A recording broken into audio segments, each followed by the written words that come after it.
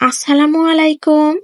আজ আমি শেয়ার করব কাঁচা আমের টক মিষ্টি ঝাল ঝাল আমসত্ত্ব রেসিপি। এখন বাজারে প্রচুর পরিমাণে কাঁচা আম পাওয়া যাচ্ছে। কাঁচা আম ফুরিয়ে যাবার আগেই এভাবে টক ঝাল মিষ্টি কাঁচা আমের আমসত্ত্ব তৈরি করে পুরো 1 বছর সংরক্ষণ করতে পারবেন। খেতে কিন্তু অসম্ভব মজা লাগে। ছোট থেকে বড় সকলে অনেক পছন্দ করবে। খুবই সহজভাবে তৈরি করে নেওয়া যায় এই আমসত্ত্ব। খুবই সহজ রেসিপিতে তৈরি করে দেখিয়েছি। আশা করছি সবার কাছে রেসিপিটি ভালো লাগবে। এখানে আমসত্ত্ব তৈরি করার জন্য আমি 1 কেজি পরিমাণ কাঁচা আম নিয়েছি। এখন সবগুলো আম থেকে খোসাগুলো ভালোভাবে তুলে নিব। সবগুলো আমের খোসা আমি ভালোভাবে তুলে পরিষ্কার করে নিয়েছি। আমগুলো ছোট পিস করে কেটে নিব, এতে করে সিদ্ধ করতে সুবিধা হবে। কাঁচা আমের আমসত্ত্বর জন্য কচি আমগুলো নিলেই বেশি ভালো হয়। আমি এখন আমের বীজগুলো ফেলে দিব। দেখুন আমের বীজগুলো কিন্তু অতিরিক্ত শক্ত হয়ে যায় নাই, আমগুলো কচি আছে। এখন আমগুলো ছোট ছোট পিস করে কেটে নিব। আপনারা আপনাদের পছন্দ অনুযায়ী কেটে নিতে পারেন, তবে ছোট পিস করে কেটে নিলে আমগুলো সিদ্ধ করে নিতে বেশি সুবিধা হবে। এজন্য আমি এভাবে ছোট করে কেটে নিচ্ছি। সবগুলো আম সেমভাবে আমি কেটে নিব। সবগুলো আমি সেমভাবে কেটে নিয়েছি। এখন ভালোভাবে ধুয়ে পরিষ্কার করে নিয়েছি। আমগুলো এখন সিদ্ধ করে নিব, এজন্য চুলাতে একটা কড়াই বসিয়ে দিয়েছি। এখানে কেটে রাখা আমগুলো দিয়ে দিব। আম সিদ্ধ হওয়ার জন্য এখানে আমি 1.5 কাপ পরিমাণ পানি দিয়ে দিব। এখানে আম সিদ্ধ করার জন্য এমনভাবে পানি দিতে হবে যেন আমটা সিদ্ধ হওয়ার পরও পানিটা পুরোপুরি শুকিয়ে না যায়, এজন্য একটু বেশি পরিমাণে দিতে হবে। এখন আমি ঢাকনা দিয়ে আমগুলো ভালোভাবে সিদ্ধ করে নিব। ফিরে এসেছি বেশ কিছুক্ষণ পর। আমগুলো কিন্তু খুবই ভালোভাবে সিদ্ধ হয়ে গিয়েছে। দেখুন এভাবে একটু চাপ দিলে আমগুলো গলে যাচ্ছে। এভাবে নরম করে সিদ্ধ করতে হবে, এতে করে আমের পিউরিটা বের করতে সুবিধা হবে। আমি এখন চুলা থেকে নামিয়ে নিব। নামিয়ে আমি একটা ছাঁকনিতে ঢেলে নিয়েছি। এখন ভালোভাবে নেড়েচেড়ে পিউরিটা বের করে নিব। অবশ্যই ছাঁকনিতে ঢেলে পিউরিটা বের করতে হবে, এতে করে আমের আঁশ বা শক্ত বীজের অংশটুকু ছাঁকনিতে এঁটে যাবে এবং ঘন পিউরিটাই শুধুমাত্র বের হবে। এতে করে পারফেক্ট একটা আমসত্ত্ব তৈরি করা যাবে। আমি ভালোভাবে আমের পিউরিটা বের করে নিয়েছি। দেখুন আমের পিউরিটা কিন্তু অতিরিক্ত পাতলা হয় নাই, অনেকটাই ঘন আছে। এখন আমি চুলাতে একটা কড়াই বসিয়ে দিয়েছি। এখানে আমি আমের পিউরিটা দিয়ে দিব।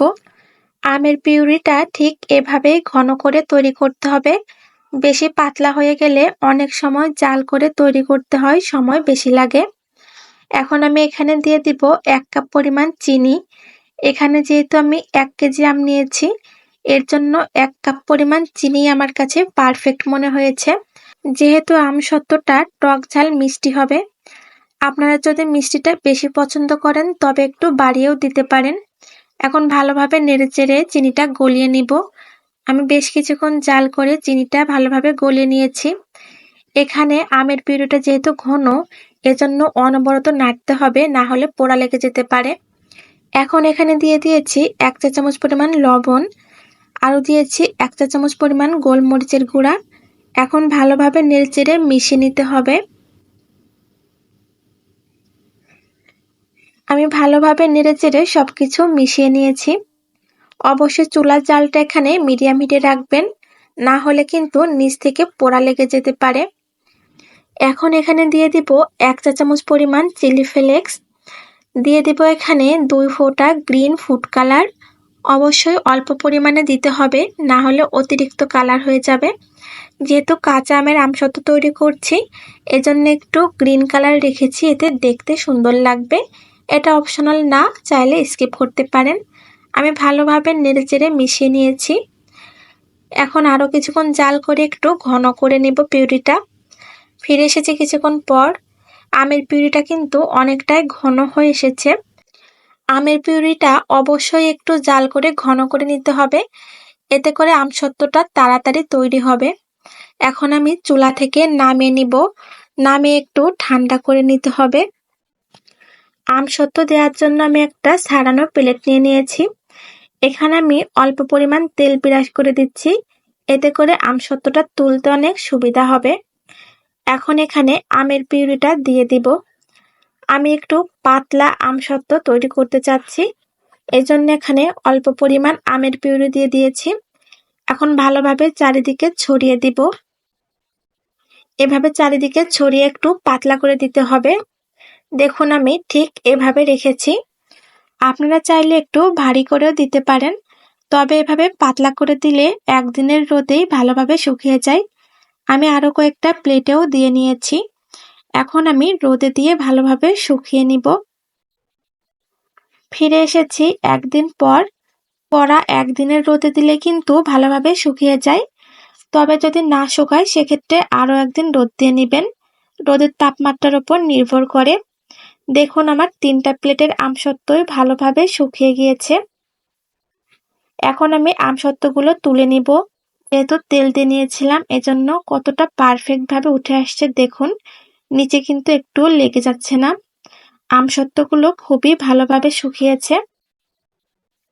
আমসত্ত্বর কালারটা আমার ফোনের জন্য অতটা সুন্দর আসছে না, তবে বাস্তবে কিন্তু আমসত্ত্বর কালারটা আরো সুন্দর এসেছিল।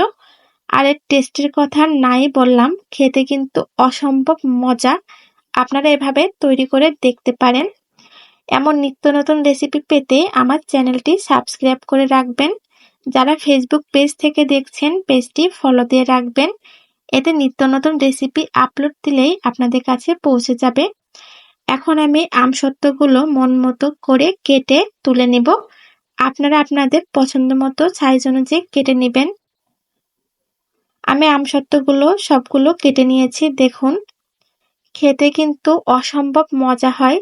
ছোট থেকে বড় সকলেই খুবই মজা করে খাবে, এতটাই মজার হয় এই আমসত্ত্বগুলো। এই আমসত্ত্বগুলো এভাবে তৈরি করে একটা এয়ারটাইট বক্সে রেখে নরমালে রেখে দিতে পারেন, এতে 1 বছর পর্যন্ত ভালো থাকবে। আজকের মতো এ পর্যন্তই। আবারও হাজির হব নিত্য নতুন রেসিপি নিয়ে। সবাই ভালো থাকবেন, সুস্থ থাকবেন। আল্লাহ হাফেজ।